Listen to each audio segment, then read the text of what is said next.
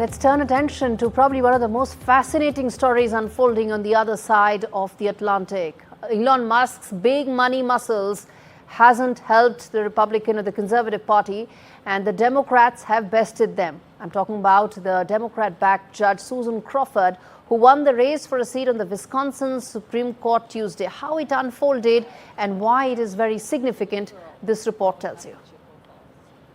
Wisconsins stood up and said loudly that justice does not have a price. Our courts are not for sale.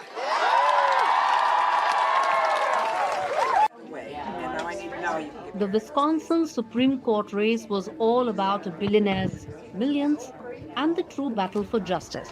Liberal Judge Susan Crawford has won a crucial seat on the state's highest court, defending conservative Brad Schimel, despite a record-breaking $25 million from Elon Musk, a senior advisor to President Trump. Musk didn't just fund Brad. He personally campaigned in Wisconsin, even donning a cheese head to rally support. Isn't it shocking how much violence and hatred is coming from the left? I mean, isn't it supposed to be the party that they claim to be the party of empathy, and yet they're burning Teslas and shooting up dealerships and calling for the death of the president and me? I'm like, guys, you know, this is insane. Like, they're gone psycho. Instead of helping Brad, Musk's involvement fueled Democratic opposition. Voter turnout surged, and Crawford secured victory with a 9-point lead. Never before has a single donor tried to sway a judicial race at this scale. Musk's political machine was in overdrive. An $11.5 million ground game, $7.7 million in TV ads, and even cash incentives for voters. His super PAC paid $100 for signing petitions and $50 for posting pictures outside polling places. For Musk and Trump, it was part of a bigger plan, the plan to reshape Congress. With Republicans holding a narrow majority, the conservative-leaning Wisconsin court could have redrawn congressional maps, flipping key House seats for the GOP. For Democrats, Crawford's win was a breakthrough moment. After months of struggling against Trump's administration, her victory, along with recent wins in Iowa and Pennsylvania, signaled new momentum for the party. With Crawford's 10-year term, Liberals maintain a 4-3 majority on the court, set to rule on abortion, labor rights, and redistributing. That balance is secure, at least until 2028. With Rhythm Arcadia, Bureau Report, NDTV World. As I said, the most fascinating story in America, simply because this is the most expensive election that has happened in any of the states in a long time, and which is why we're putting forth these big questions on India Global. First up, did Musk's money muscle fail the Republicans?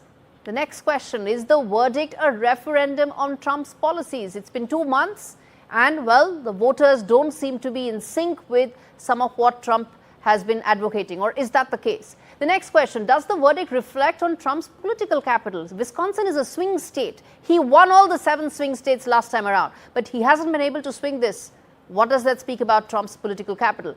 And lastly, did Musk's overt political campaigning really hurt the GOP chances? Was that one of the main reasons? You saw some of his very provocative speeches and his positioning as well. And lastly, will Wisconsin's liberal edge have a larger national impact, whether it's in terms of legislations or whether, as I said, it's a swing state and could have impact on that front? Anand Ahuja is joining me live from New York, and he's the vice president of the Indian Americans for Trump. And I also have Jonah Blank, who's a former advisor to Biden, joining me as well. Okay, in fact, let me start with you, Mr. Ahuja. The fact is that this was a very important election. How do you see its impact panning out for American politics? Gaurie, there is no doubt it was a very important election, but I don't think that Republicans should get heartbreak because if at the same time, if we see yesterday 2 Florida congressional elections in which Republicans, they won the election. So basically, as you very rightly said in your monologue, that pumping of Elon Musk's money in this election, especially a judicial election probably had a negative effect, and rightly or wrongly, voters basically analyzed that the power of money cannot influence judicial election. Is that a But if you wake-up call ask me then? overall, Is that a wake-up pardon? call then?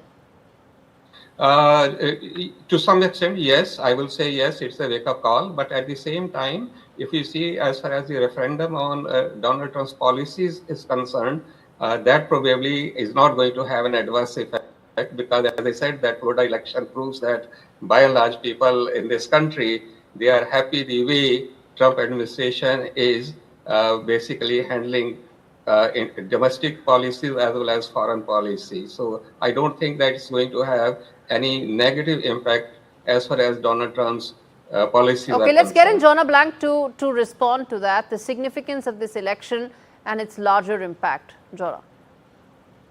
Yes, well, the people of America are not happy about how Donald Trump is governing, as we've just seen both in Wisconsin and in Florida, where in two very, very safely Republican seats, the Republican majority was slashed.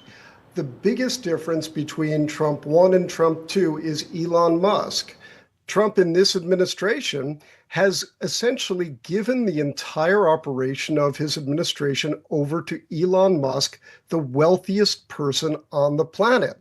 And people hate that because Elon Musk is destroying Social Security, veterans administrations, abolishing whole parts of the U.S. government. Think Musk is the reason for the loss? Said no.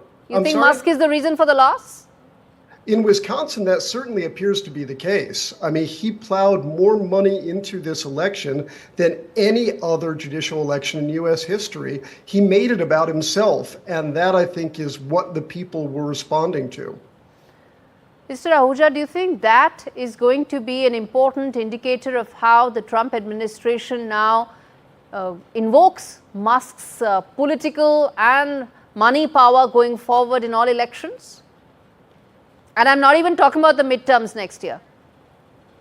You are asking me? Yeah. Okay, so basically, I personally believe that money will always play a big role in political elections. But we have to understand election for the political candidates versus elections for the judicial positions. So if the money is poured like the money was poured by Elon Musk in this judicial election, that probably will have a negative impact. However, the money in the political elections has always played a very big role in this country, and for that matter, if you ask me, in any country. So that will continue. But I personally believe that the way the checks were handed over by Elon Musk to the voters, but $1 million, 3-4 checks were handed over, that probably will have negative impact if this trend continues as far as the judicial elections are concerned.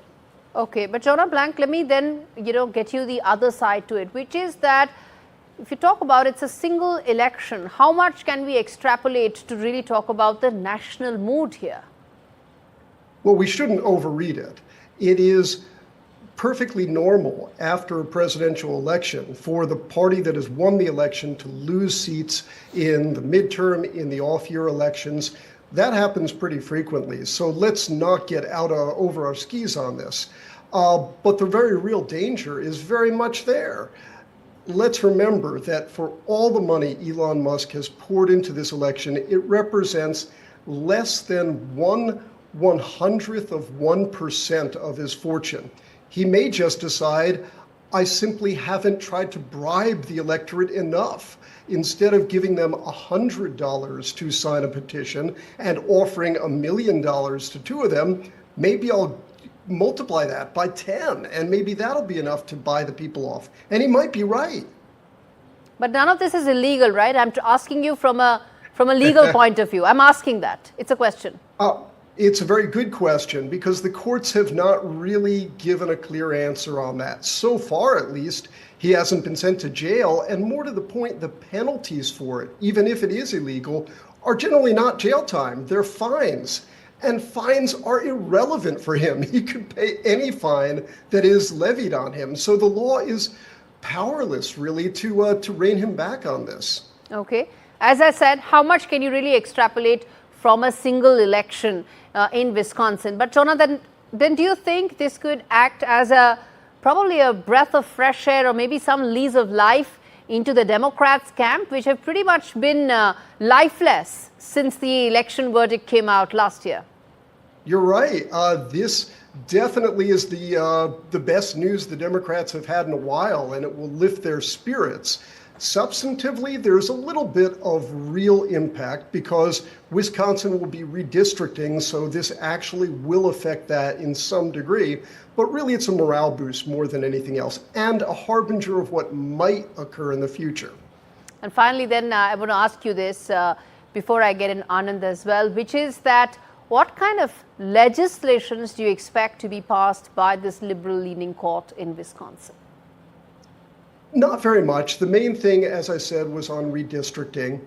There are a few abortion rulings coming up, and most notably for Elon Musk, there is a Tesla ruling that may come before the court. But substantively, this is less important than as a harbinger. And it's a messaging that is important, Mr. Ahuja. And I think that is really the big point. I'm going to leave it there. Thanks much, both of you, for joining me today on this edition of India Global.